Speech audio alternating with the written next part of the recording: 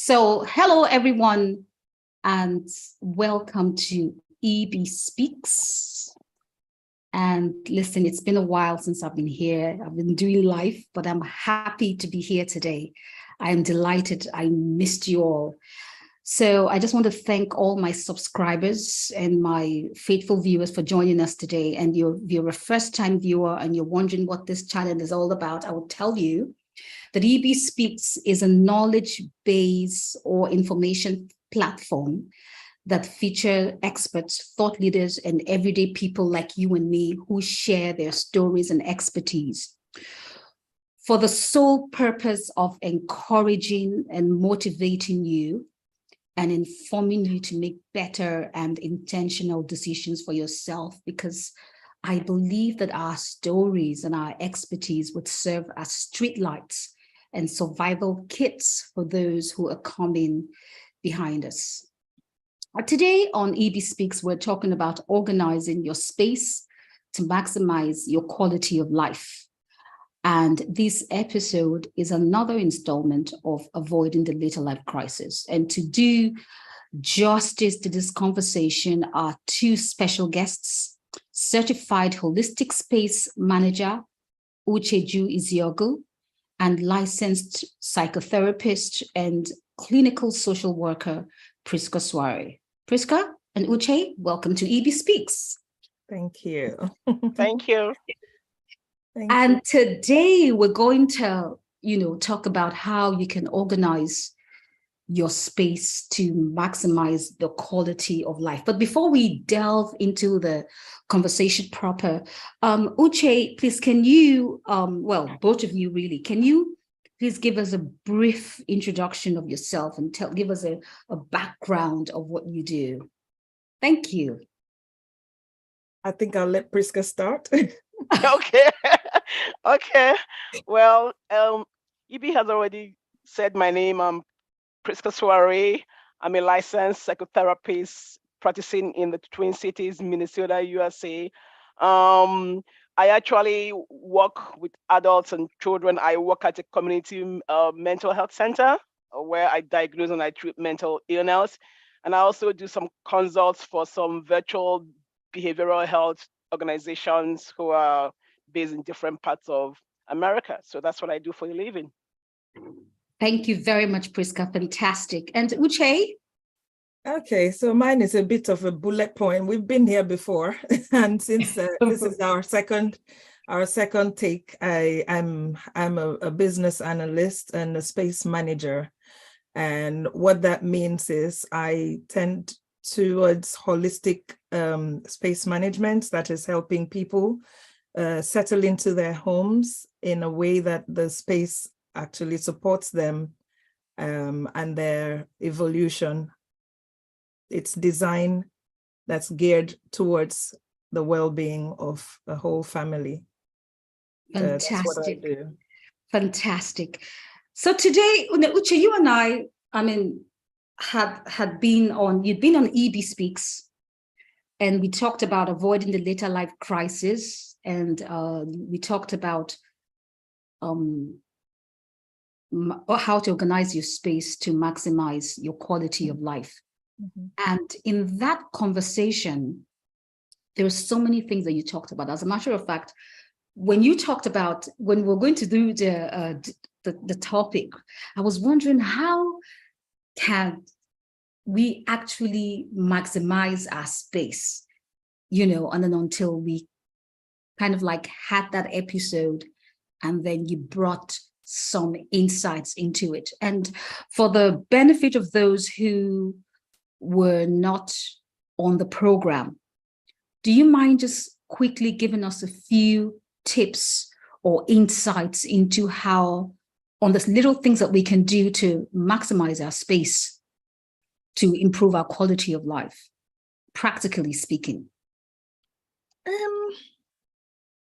Okay, this is how I always start with clients and people who are struggling with their space, who don't know that they're struggling with their space. Like we talked about the last episode, you find sometimes, you find people, you hear things like, oh, I think I need a larger space in my kitchen. I want to build out an extension or something. And then in consultation, you'll find that there are other things happening in the person's life that's causing them to require more space.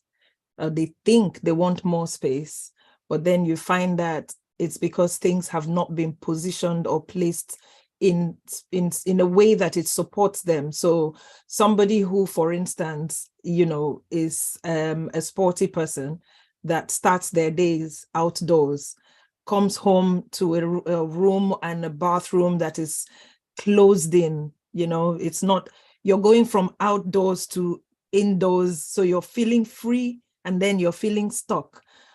And you don't realize that the dark colors or the windows that are not big enough, that's not letting enough light in, or the angle that the room is in doesn't let sunlight in. So you've done two things. You've come from a place of freedom, which supports your personality, into a space that is, enclosing, that does not support your personality. And so you will struggle. And in that instance, you need somebody who can point you in the right direction to say, you know what if we change the color of the walls to, like, you remember the pictures that we shared that showed there were some that, and also to that effect, that people who don't know that they have a situation are looking for resolves in other things. Because they think that's where the answer is.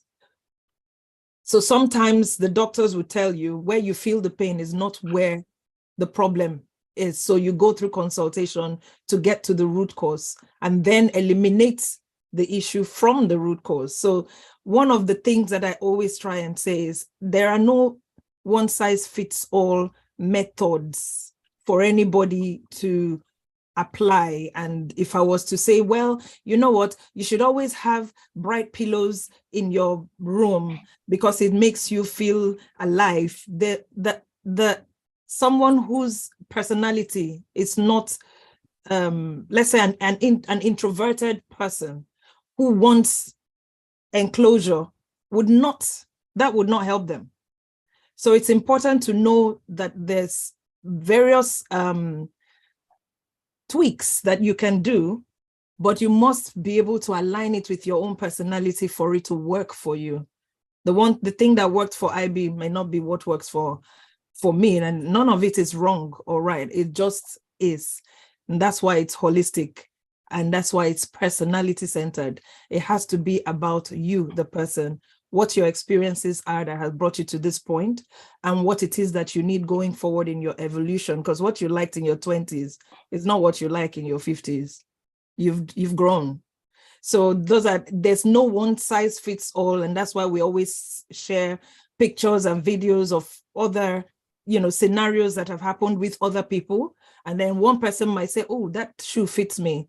I think I can try that because it works with their personality and their own style. So yeah, that's one of the things that I would say. Always look out for areas that resonate with your personality, and then start to try out those kind of hacks. But there are many of them. There are many. Fantastic. Thank you so much for bringing that into light. And I like the way you said that, that it's not a one size fits all type thingy, that every personality and every individual has their own, preferences and all of that. Priska, you are the mental health specialist and, you're a therapist. Is there any way, is it really, really true that what we wake up to every morning can affect our mental and emotional health? Right. So I will start the conversation by making like three statements that have been tested by neuroscientists. So your living space is an extension of you. Your living space is a reflection of you. Your living space impacts your mood and your functioning, and also your living space is a reflection of you. So what you wake up to and how you arrange your living space can actually impact your mental well-being. An example is light. Light is very important for emotional balance. So if you know, don't live in a house where you don't have enough light coming in, you know, into your home, it affects the biological clock that determines sleep. And when you don't sleep, right, you're irritable, you're you're very frustrated, you can't get anything done. So it's important that when you wake up in the morning, you put the blinds up to let the natural light in.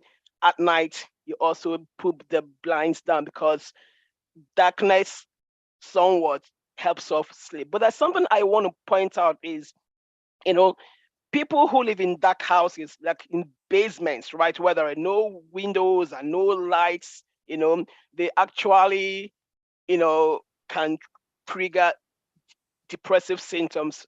A research was done on, you know, we always use rats for a research, was done on rats. Some rats were put in a dark environment for 6 days. And they noticed that there was a damage to the part of the brain that brings out some chemicals in the brain, dopamine and serotonin, that helps individuals manage their emotions. And so those Emotions, yeah. rats, there was a damage to that part of their brain because of darkness, you know. So that's why when you live in basements where there is no light, there is no you may be setting yourself up to have some depressive episode. I had a patient who lived in the basement for like 2 months, and his symptoms became worse. So I had to write a letter to the city to move him to an upper level apartment where he had natural light flowing in. So those symptoms decreased to the barest minimum. Now, that is not a substitution to seeing your therapist or your psychiatrist to have a proper diagnosis for depression, but darkness and light, they play a role in our emotional well-being. So Ucheju is right in, you know, what she's talking about. Wow, this is, I mean, this is so revealing, you know, because if you don't know, you could feel that some of your symptoms could be just depression without knowing that your space where you live hurting you. Yeah. I would even to buttress what Priska just said, right? That's one of the concepts where when people say, oh no, you get a designer or a space manager, is too expensive. It will be more expensive for you when you don't know what it is that needs to be done. And it doesn't have to. You remember somebody asked the question last time when they said that, oh, how do you advise somebody who lives in a face me, I face you, which is what the terminology I asked that question for small you know, people. And I try to clarify, it doesn't really matter if a shoebox or mansion. Right. There's some things that are common to all human beings, and that is that light and color, they play a part to your the way your brain is wired is determined. It tells you I'm in a safe zone, or there's danger, or we need to you know, recoil and we need to protect ourselves. Different things are happening in your brain that tells you whether you're in a comfortable environment or not. I mean, I'll give you an example. You can walk into a spa. It is supposed to be a place where you're relaxed.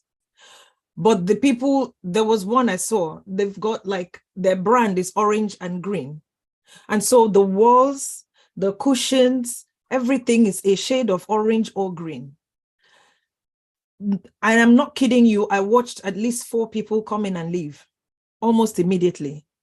Not because the colors were bad, but it does not promote a certain welcome. Right.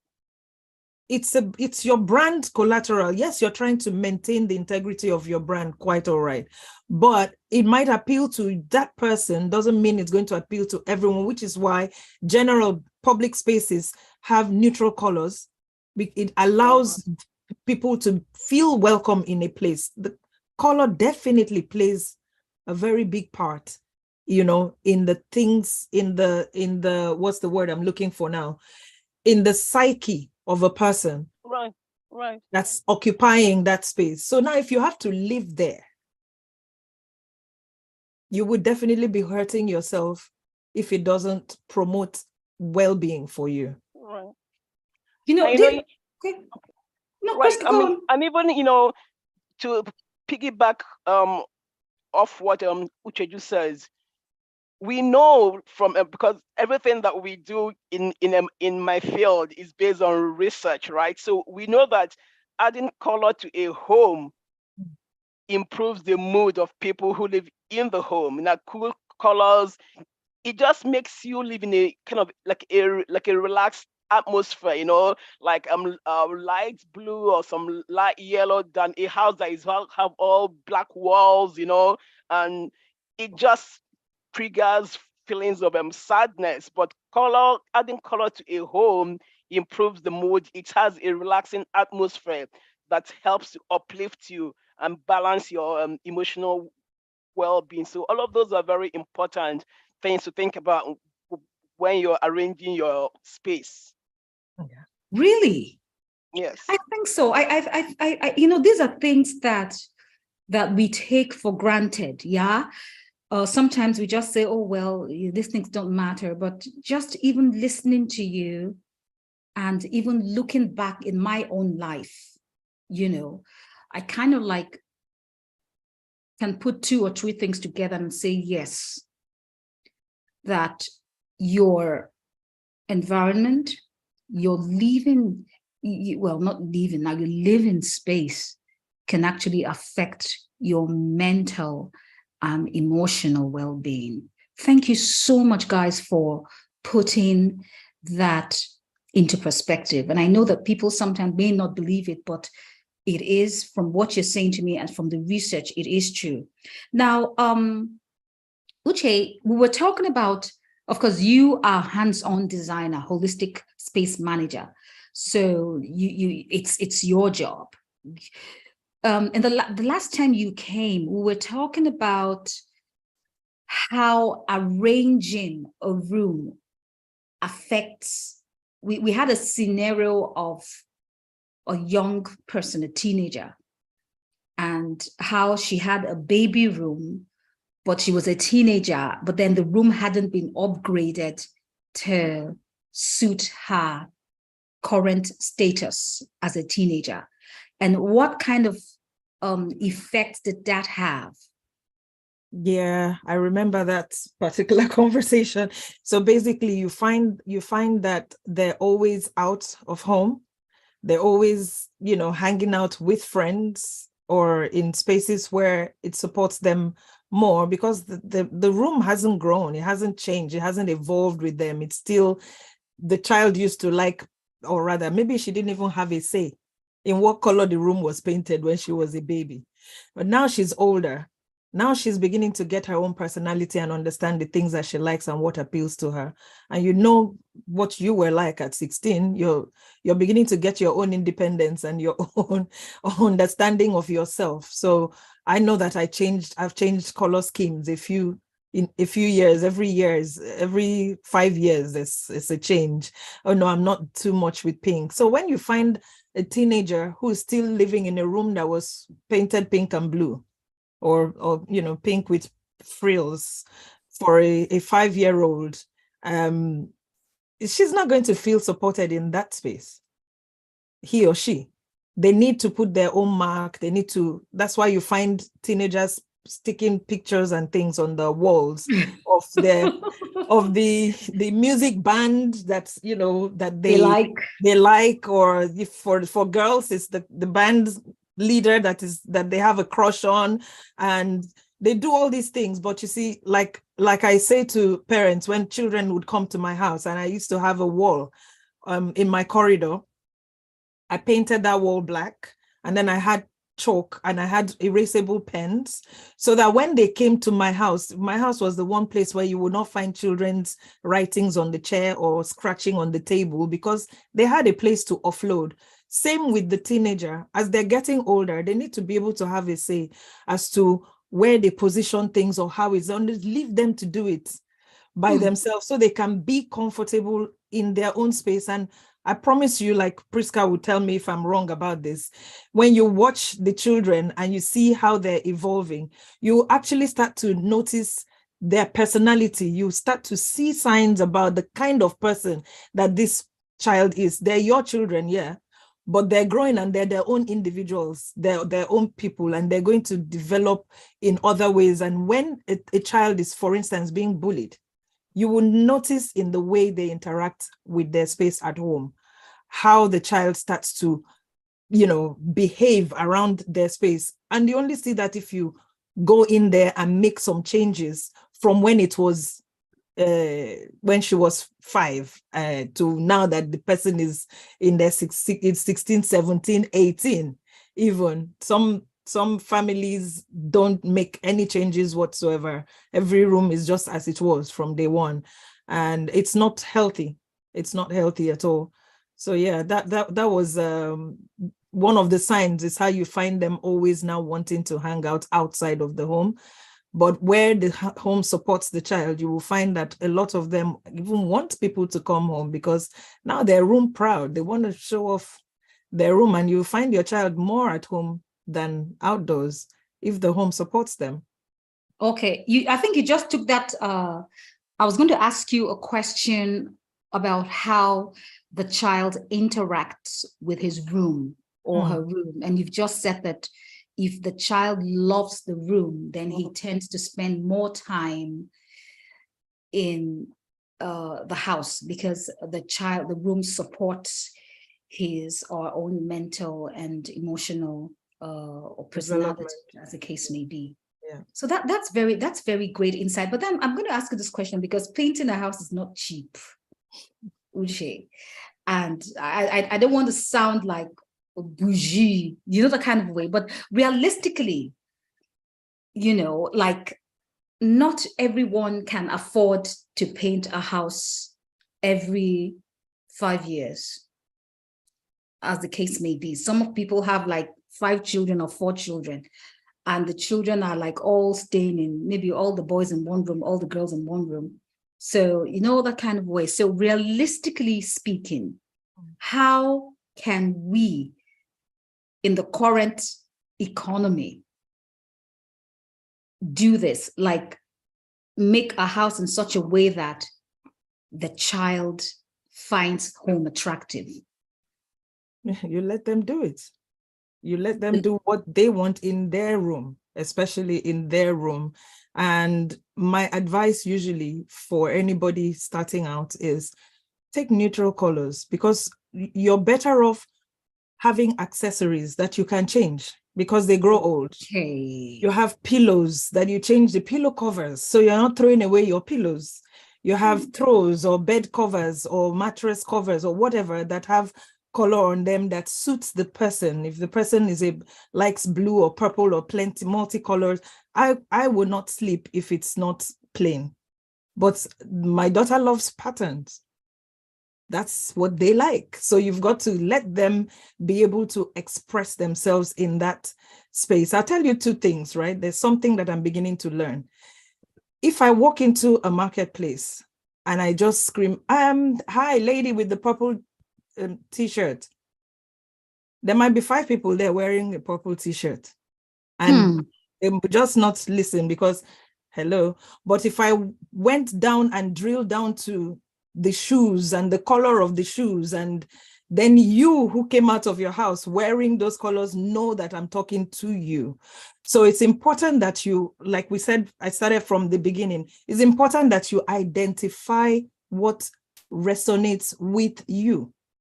So nobody just in their right mind repaints a house every 5 years. I mean, come on. But you would change accessories. If the child is outgrown their bed, okay, take out the cot and put a bed, or take down the sides so the child grows into it. So there are tweaks and little tricks that you can use that doesn't include major remodeling if the house is your own. Some people are renting and they're not allowed to paint anyway, but you can change the curtain. Okay. You can use fabric. You can use, you know, accessories. The child used to play with Lego. Now they don't play with Lego anymore. Now they have books and they want to. So the way you arrange the books can even help to add color to a room or remove. They're just various little, you just need to know the person. And how will you know your child if you don't let them do it in front of you, so you know what resonates with them and what doesn't? Fantastic. And Priska, what's your take on what Uche has said? Well, so I think that where I would come in is, you know, with children that live with disability, it has to be somewhat different, you know, from letting them do their own things. Because let's talk about children who live with autism or ADHD, right? They have some very special challenges, and they have sensory challenges that makes it, you know, the parent has to know how to arrange their rooms to avoid overwhelming them. So that's the part that I would want to come in, talking about children that live with autism and ADHD. So, for example, children that live with autism, you know, we know that they have unusual light. They react to light in a different way than the average children. So the parents have to know this. Number one, fluorescent lights overwhelm children that live with autism because they are very sensitive to light. I mean, not all of them, some. So each parent would have to know what their child reacts to and work around it. So we normally recommend cooler lights, like calming lights, like lights that are, you know, green or somewhat blue, you know. So that's number one. And then they have to have an environment, right, where they can bounce around to kind of assuage their sensory needs. Energy. There has to be space for bouncing around, for putting their backs on the wall. Sometimes they don't do well with a large space. It triggers, they just get overwhelmed. So you just have to ensure that the space where they are is accurate for them. Some get anxious and they need a space that has a quick exit, where if they have anxiety, they can leave the room. Now, sounds are things that can impact a child that lives with autism, and each of them, they react to different sounds. A child might react negatively to the vacuum cleaner or to the dishwasher or to just sounds in the environment, you know. So it makes sense for the parent that has a child who you know who doesn't react well to dishwasher sound to run the dishwasher when the child is asleep, right? Or if you have to vacuum, you can put on headphones, you know, for them to shield their ears from those intense sounds. Now, for some who are bothered by just sounds in the environment, you really can't do much, but the much that you can do if you have the means is to have them install what is called the white noise. White noise helps to balance, you know, the sounds in your room or in the living space so that the children can be comfortable. Then the colors too also impacts them. So if you're a parent that has a child who kind of has some fixations on very bright colors, you wouldn't want to paint their room, you know, red or bright pink, right? Because all they're going to do all day is to focus on that wall, you know, and you won't get anything, you know, done. So it's important that you observe your child to see what do they react to positively or negatively. And we know that yellow light and red lights are overwhelming for them, and all of this have been tested through research. So these are things that the parent has to pay attention to while living with children who have autism. Then there are burdens, because they are very they have sensory issues. You can use, like, you know, like rough scratchy fabrics, right, for their beddings, like polyester, you know, maybe cotton or soft wool. And I know not everyone has the means to afford this, but even back home, our craft fabrics are, Yeah, I was going to say that. They are 100% cotton, right? So you can use that. Even when I was younger, we used to have something called calico. Then I don't know if they still have them. They're the very soft ones, right? You can make beddings out of calico, right? Or even pillow slips out of calico if you can afford the, the exotic higher quality Egyptian cottons and the Egyptian wools cotton. and right or whatnot. And then one thing I want to point that affects children that live with autism is clutter.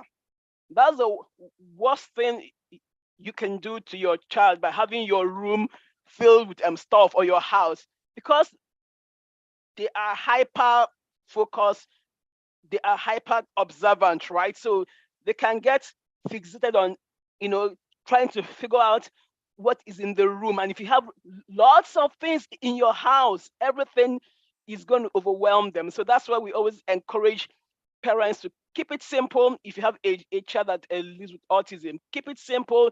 Put things in their room, the bare things that they just need. Don't overload it with all kinds of stuff, because you are actually overwhelming the child. And if they are overwhelmed, you are also overwhelmed. And for parents of every child, I think the question we have to ask ourselves is our living space a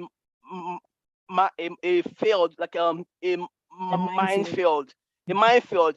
And do we find ourselves shouting, "Hey, stop it! Don't touch that! Don't touch the wall! Don't touch that seat!" If you find yourself saying this consistently all the time, then your living space is a minefield. So you have to either, it's like a parent who has children and all their seats are white, chairs have glass tables and all whatnot.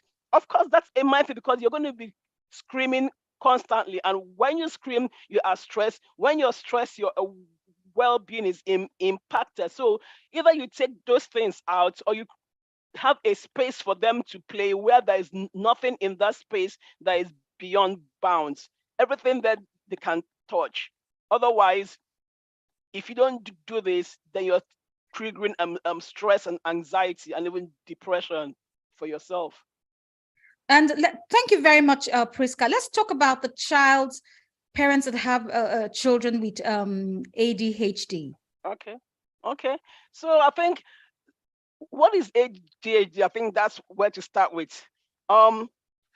First of all, is a neurodevelopmental disorder. And when I use that word neuro, there's a kind of a dysfunction. I just hate to use that word dysfunction. I like to operate from a strength base. There's a kind of challenge with the brain system that deals with executive functioning. And you may want to ask me, what are the skills that pertain to executive functioning? There are skills that have to do with planning, focus, emotional regulation, attention, starting a work and completing it, staying on a task.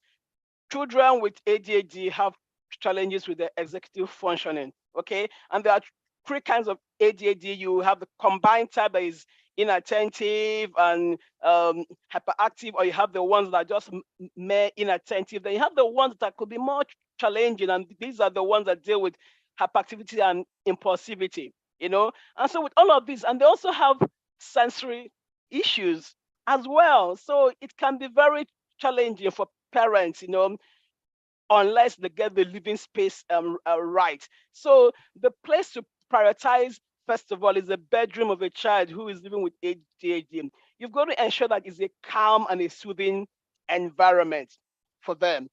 Put soothing colors, right? Probably like light blue, light green, brown colors, and try to minimize distractions in their room. I mean, there are some rooms where you have all kinds of toys and video games and TV and all kinds of posters on the wall. Because these kids have problem with sleep, they are very energetic, and hyperactive.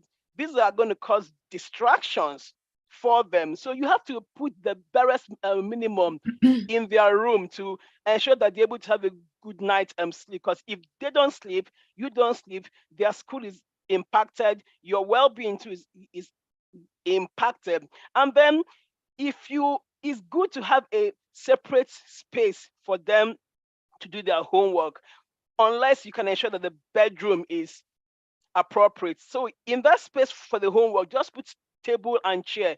Keep the things away from the door and the windows, because they are going to stare at the window out all day and notice everything happening around, and they don't get any work, done. So just like children with autism too, they have sensory issues. Sometimes they are misdiagnosed. Children with ADHD are said to be autistic, and vice versa, because they have similar symptoms, right? So you really have to pay attention. And so right, and so also they need to have a space to exercise. At least 30 minutes of exercise every day can help to reduce those symptoms. So if you have a space in your room where they can let out this energy, that's recommended. Otherwise, they can go to the park. Then what do you put on the walls in the room? I've been to some houses where the children who live with ADHD have all kinds of posters, which are just too busy for the eyes. If you must put posters in the room, put like serene artifacts, like a flowing river, right? Or a mountainous green field.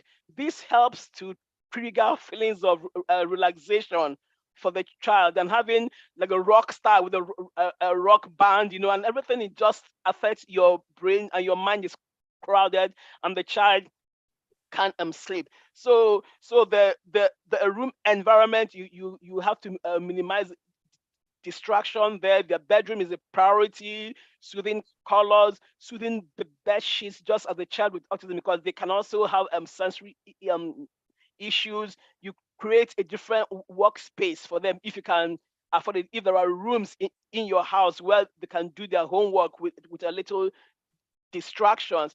And then one important thing is to organize their rooms, as in, their things, as in drawers. Put socks, socks, underwear, pants, just put a label on them, because if they bring out everything and pour it on the floor, you are the one that is going to go back and start picking them up, and you don't want to, and you don't have time for that if you're a very busy person. So you have to label their things. And also, one important thing is to have like a toolkit at the entrance of your home, where you can put in their homework folder, their lunch box, right, their backpacks, so that once they're about to leave the house, they just go there and grab their things, right? Don't let it be in different parts of the house where you're constantly walking and overwhelming yourself. So orderly house helps parents, help the children, and also it also helps you at the same time from becoming overwhelmed. Fantastic. Yes. Thank you so much, Priska, for sharing those very valuable insights. Whenever I'm doing this, I sit down here and I'm asking myself, so we've talked about the scenario you've created. Thank you, Titi Lola.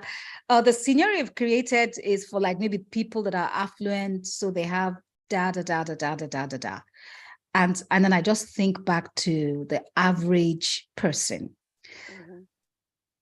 average Nigerian listening, for example, that don't have the luxury of a big house, right, that don't have the luxury of having to have noise reducing windows and all those kind of things. So right, practically speaking, right, if I have an aunt that has an autistic child, or that has a child that has ADHD, how can I practically advise? Or what would you, not me, okay, what would you practically advise that she does? Because it's not me, I forgot. Can I say, let me just jump in on what Priska has said, because I know we've had this conversation, Ibi. Yeah. And one of the things that all that she said has kind of validated the thought and the process. You remember asking me, how do you decorate for a child for a home where a child has ADHD or autism, and I said to you, there's no one size fits all.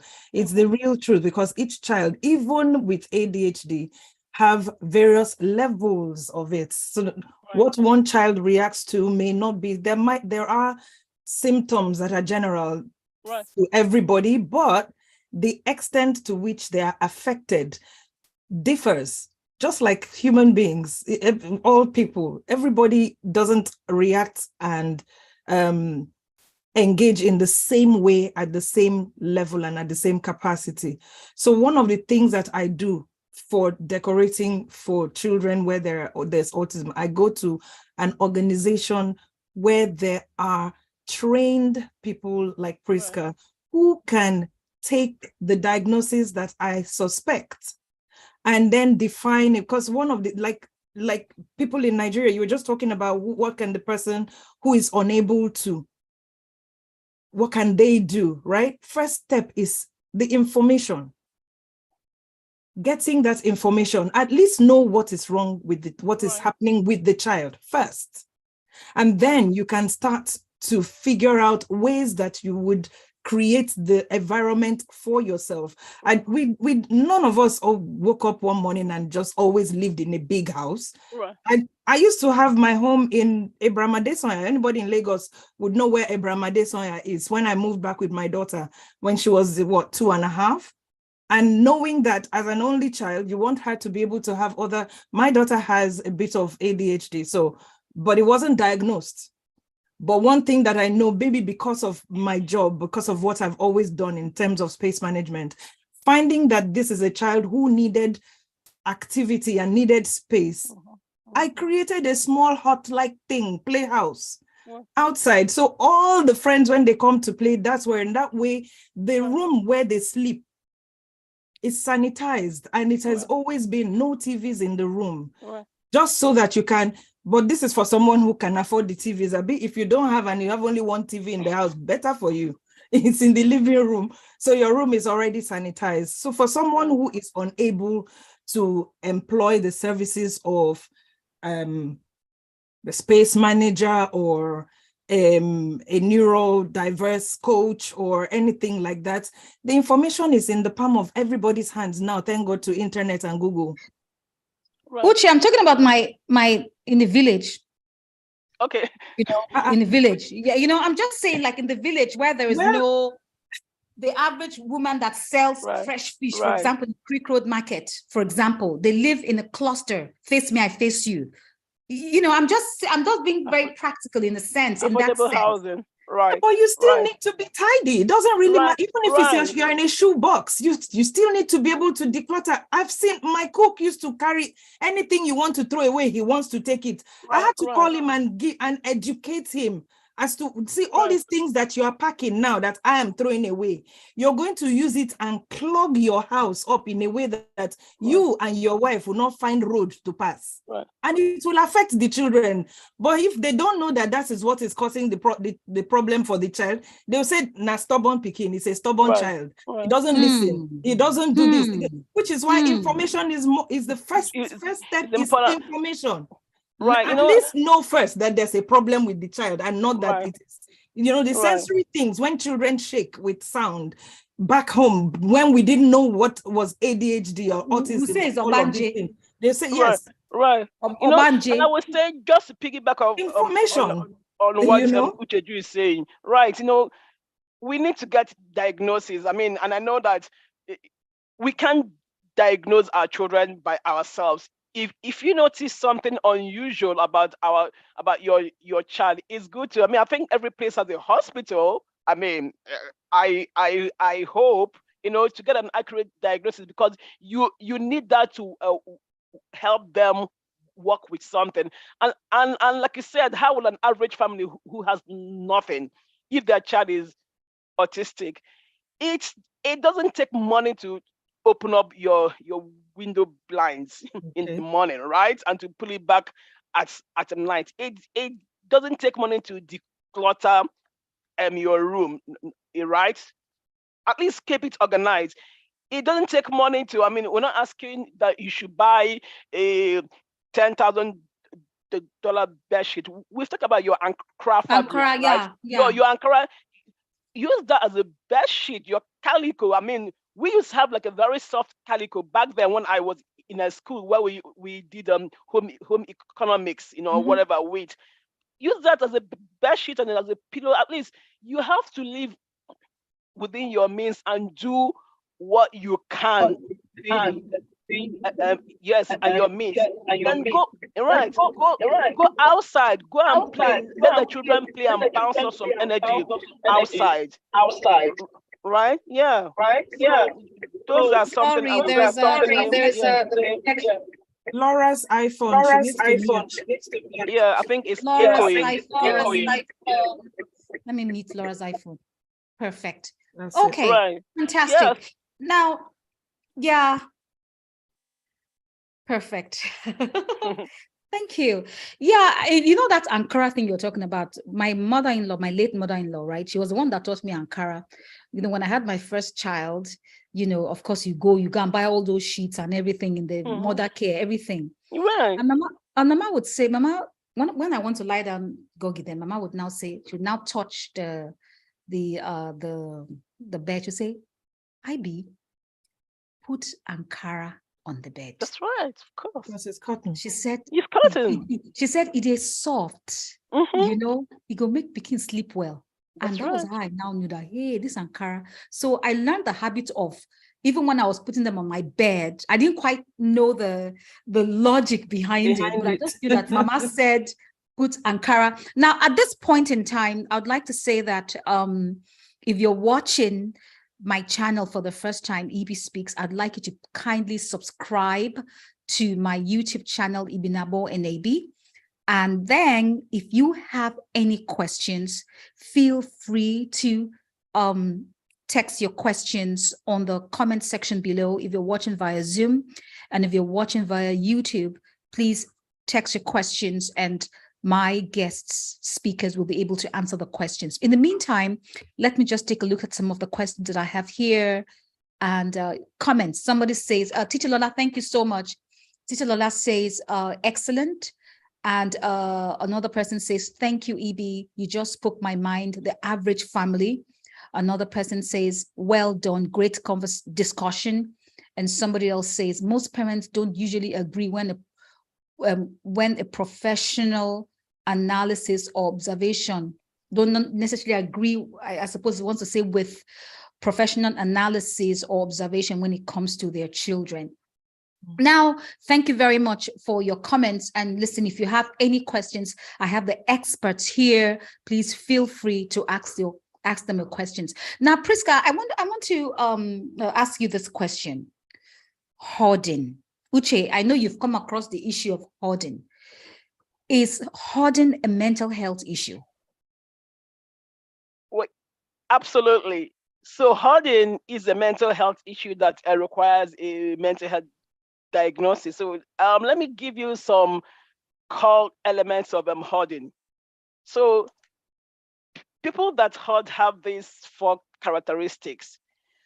They'll find it difficult to part with or to donate something, whether it's a valuable thing or not. Okay.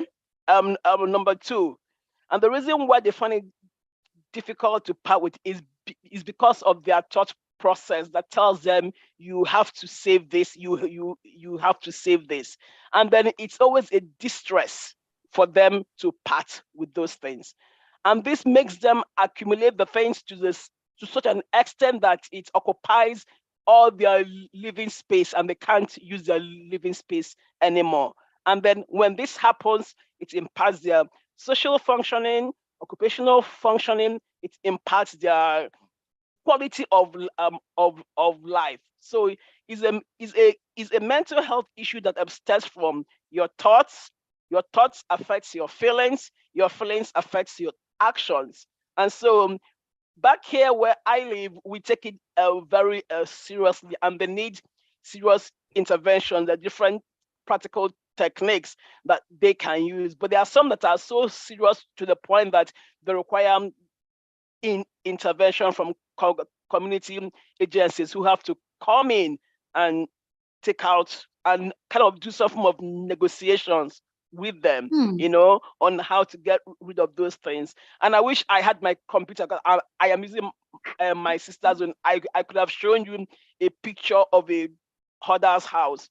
You will be amazed at how that environment looks. So then I can go ahead to talk about how does hoarding affect your mental health, your mental functioning, if you want me to, and then practical techniques that you can use to, deal with that situation. Okay, just hold that thought. Okay, just hold that thought, because I'll come back to those. Now, you said that hoarding affects the social functioning of the hoarder. How does that happen? Okay, so most people that hoard, right, their houses are filled with things. There are no space, and what happens is that they begin to experience feelings of shame, right? Okay. And what do? They isolate, right? They don't go out of their houses. They don't let people inside their house. So it interrupts their connectedness with people, because people can come into their spaces. And when that happens, what happens when you're isolated, it begins to trigger what we call automatic negative thoughts. Then depression will now set in, because you're so ashamed of your environment. You don't want people to come and see what your house looks like. So it's actually basically breaks your connection with people. Most people who hoard, they really, either they have no friends or they have very few friends, but they normally don't let people into their space. And so that's how it impacts your social functioning. Thank you very much. And how do I know that I'm a hoarder? Sometimes, impulsive buying the same thing as hoarding? Because sometimes you can go to the shop, you're like, this thing is very beautiful, and then you buy it. Is it the same thing as? So not necessarily, but I can give you some points to ask yourself, some questions to ask yourself, then you will know, right? Okay, Is it difficult for me to part with things, irrespective of their values? That's number one. Do I always have the need to save things, even bottles and perfume bottles and all kinds of things? Oh, I can use this for this. You can't. You always have the need to save it. And then number three, you have to ask yourself, do I get overwhelmed when I have to discard something? I'm always overwhelmed. Is my living space filled with all of this stuff that I don't even have space to function in my environment anymore? Is it impacting the way I relate with people, as in I don't let people into my home, I can't get anything done because I am surrounded with all of these things? Those are the 4 core assessment questions that we use to assess for people who are hoarding. If you meet this criteria, and if your living space is filled with stuff that you can't get anything done, you can't move around them freely, then you are beginning to look like a hoarder. But of course, there are different categories, but the worst ones are those where they live inside the field all by themselves, and that's very hard. Yes. Fantastic. So can you give us then the set mental health indicators? As in, you mean the techniques to manage hoarding? Because what I gave you now are the indicators of the hoarding. So the techniques, Right. So I like to use it. There are actually 4 categories, 4 techniques. So the first one is, you have to be able to identify what is in want and what is in need. A need and a want are 2 different things. A need is something that is essential. Like example, for me, who lives in a cold state like Minnesota, I have to have a winter coat, right? And I have to have a winter boot. Now that's a need, okay? Now a want is, if I see like a designer, maybe Gucci or whatnot, and they brought the price down, and I'm like, oh my God, it's so cheap, I've got to buy. And I buy like 5 of them. You know, that's a want. That's not a need. So if you have to be able to differentiate between a need and a want. That will help you to analyze what are the things I need to keep in my home, what are the things I need to give away. So that's number one. And then number two is, anything that you haven't used in 1 year. Now, I'm not talking about your diamonds and your gold, right? And all whatnot, right? And your China place. No, any personal effect like your shoes and your bags and your clothing that that you haven't used in a year, you don't need those things, you know. So you're better off donating them to a place where people can use them. And when you give away these things to people, it improves you have a sense of purpose. You feel that you're contributing to somebody else's life. So knowing what is a need and a want. Now, people with a hard and struggle with urges, compulsive urges to buy and to keep. So there's a technique which, in fact, everyone can use this. It's called stop, you breathe, think, and act. Stop, you breathe, you think, and act. So when you have the urge to purchase all kinds of stuff, you know, just tell yourself, okay, stop. Take a deep breath. What deep breathing does is it expands, the oxygen expands your blood vessels.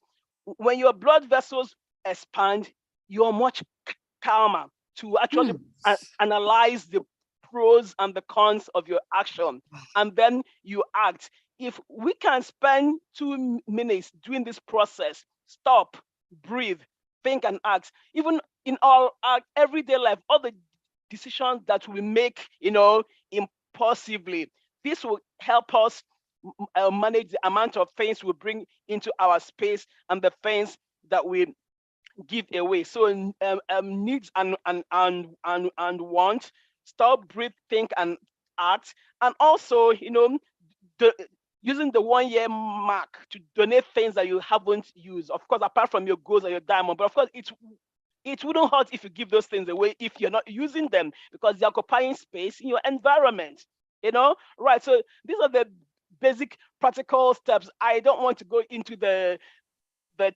real very technical terms, or these are the steps that every ordinary person like you and I can use to kind of manage the things that we have in our environment.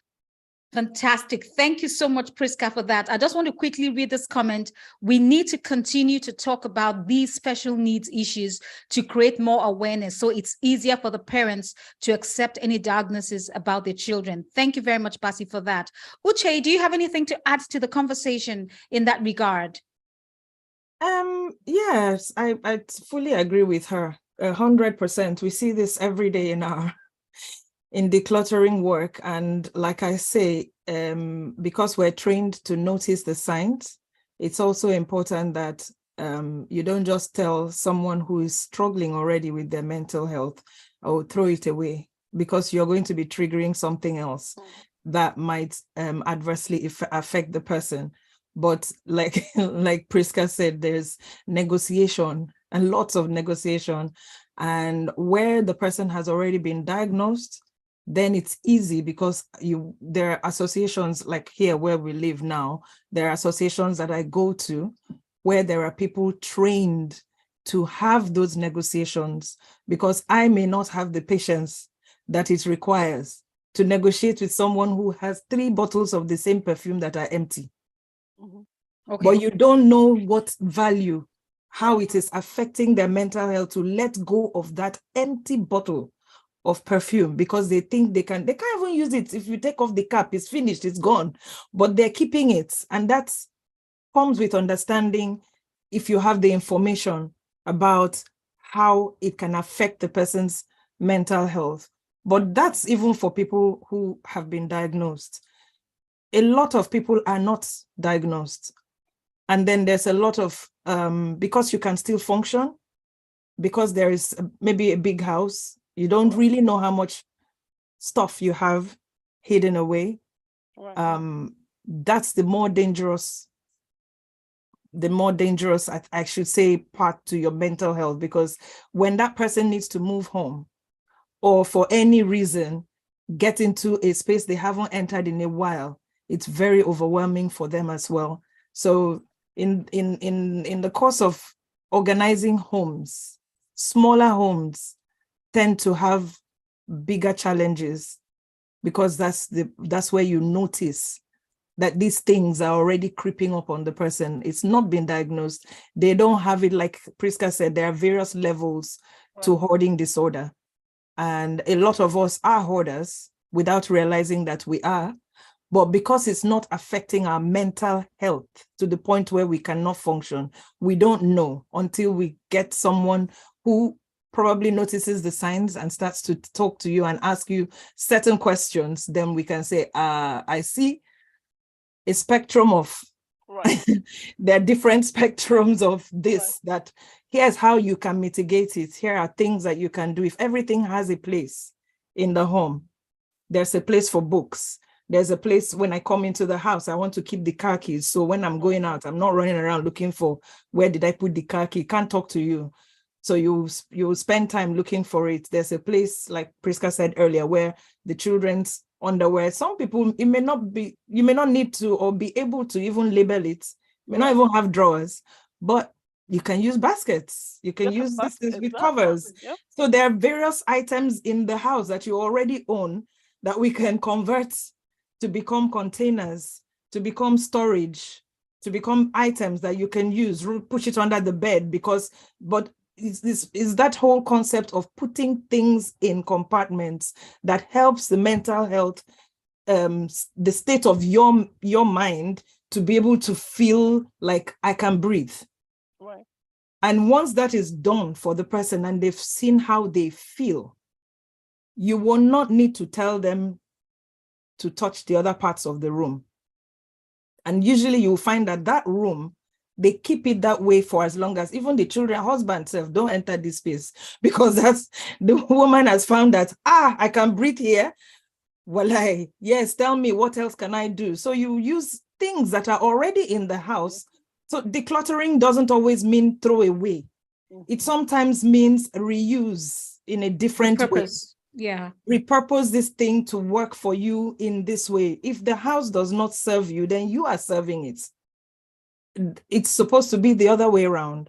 So you repurpose those things and it will help to clear. And I'm saying this because there are times when you can't just get up and go and buy a new bed, for instance, because this bed now doesn't have drawers and I want the one with drawers so that I can put beddings under, so that I can, but you have baskets in the house that have covers. You have buckets. For instance, I have covers, and some people have loads of buckets. So don't throw it away. You want to see them, right? Let us use them and put all the children's toys, or put all the, the socks and different things, and they can go in on top of each other in a corner, and you have, so there are various ways to use what is already in the house to create storage that declutters your space so you can see the floor you're walking on and still have those things in the house, because you are using them until the person is able to let go. And you will even then get to see what you do have. Because a lot of the last one we showed on your last show, the lady didn't know what she had. Yeah. But the whole place was full. And by the time we were done, she could actually, you can go into that place and have and shop for for another house in this place. No, Uche, thank you so much for this. I just want to ask you this question. Thank you for this, that I want to ask you this question. Uche and Priska, again, I'm aware that we live outside of the country. Yeah. So, of course, and also, I'm also aware that some of my audience are, upper class and can afford a lot of things. But what if you're living the typical average person? You have 5 children and you're living in a 2-bedroom flat.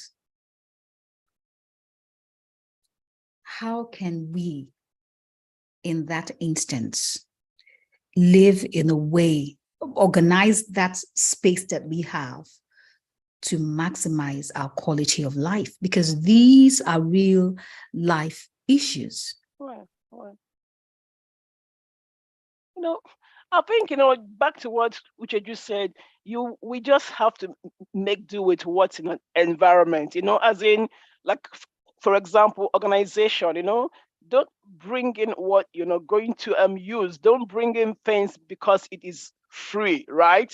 It is free, because that's the way cluttering starts. We go to a place and is either free or is that cheap, and we buy it up, use what is within your environment to support you. So like a woman that has 5 children, they live in a 2-bedroom house, you should be able to organize that space, right, to meet the needs of your children. Don't bring like 5 desks, or because you have 5 children, probably have 2 desks and have a time slot where each of them can do their homework, right, in a less distracting. And so it's all works on a schedule. Have a schedule ready. By this time John does his work, then Susie will do hers. Then if you have a child who has ADHD, probably John, the older child, or the dad can take the child out and play for 30 minutes or 1 hour around the neighborhood. By the time they are done, he is ready to do his homework or ready to go to bed. So everything boils down to organization. Even with the little things that you have, you don't have to be a millionaire to organize a space. I think that's all we're saying. You don't have to buy expensive things. Use what you already have. Organize your time and your space to live within your means and to work within what is within the realms of your control. Because the other ones you can't control it. Like buying a white noise or buying a headphone. But if you have like a window, right, open up your window and let fresh air, let sunlight come in, right? If you have a blind, open it up during the day and draw it back at night. Organize your space. Have a basket. Go to the market, get a basket, put it at your door where you have your children's homework things, maybe things for school or backpacks. If you have backpacks or school bags, all of these things, buy baskets from the market. There are baskets being sold in the Nigerian market. The baskets everywhere. So that's all we're saying. Organization is important. You don't have to buy $1 million stuff, to be able to apply these techniques. Yeah, I'm going to buttress your point, Priska, because when I hear this question, so what are you going to say to the person who cannot afford? If they were going to call for a party or a wedding, Ashwebi, somebody will put down 40,000 naira for a friend's wedding, Ashwebi. But the net of their house, the mosquito net, is torn. They would not fix it with 10,000 naira, but they will spend 40,000 naira to buy. I'm not saying that nobody should buy Ashwebi. That's your choice. Point is, there are choices that we would have to make. There are sacrifices that we would have to make, sometimes depending on where you're at and what it is that you need. You would make that call. What is more important for me? Half of the homes that I did in Nigeria, I will not kid you, even the supposedly affluent homes, I've gone in to do someone's kitchen, and I knew for a fact that I said, God, from that day, it was difficult for me to go to people to eat and eat. Yeah, and accept a glass of water, because these are affluent people who we meet at functions, and they step out of, goodness, there were 5 cars parked in this compound. But I walked into the kitchen and I ran out because I literally felt like the cockroach was chasing me. We hadn't even started working. By the time they took out that kitchen, the woman never goes in the kitchen. They're cooks, they're whatever. So they wash, they mess up the place. Roaches had started to breed under the kitchen cabinet until it started going into the house.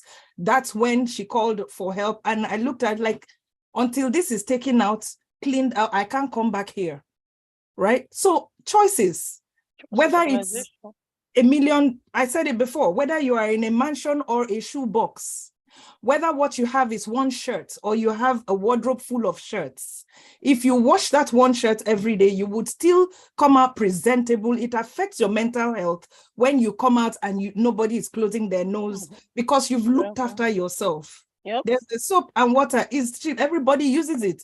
Whether you are rich or not, you're going to have a shower with soap and water if you are working, right? So at the end of the day, there will be choices that you will have to make. What's more important for me?